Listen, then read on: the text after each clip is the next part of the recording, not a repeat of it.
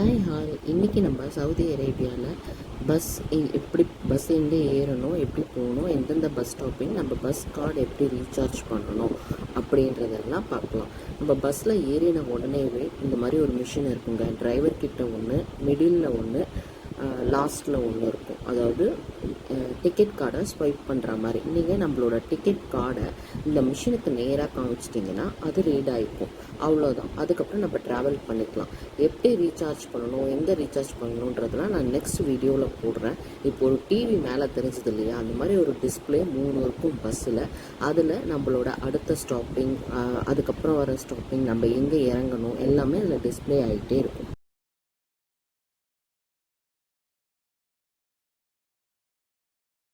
Ticket card recharge பண்ணணும்னு சொன்னேன் இல்லையா, அது எப்படி பண்ணணும், எங்கே பண்ணணுன்றதை நான் நெக்ஸ்ட் வீடியோவில் போடுறேன். ஓகேவா?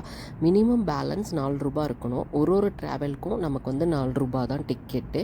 நீங்கள் ஒரு தாட்டி எடுத்தீங்கன்னா அது வந்து 2 ஹவர்ஸ் வேலிடிட்டி. நீங்கள் எங்கே வேணாலும் போயிட்டு 2 ஹவர்ஸ்க்குள்ளே நீங்கள் திருப்பி ரிட்டர்ன் ஆனீங்கன்னா நீங்கள் டிக்கெட் ஸ்வைப் பண்ண வேண்டாம். அதுவே 2 ஹவர்ஸ் வேலிடிட்டி கொடுக்கும்.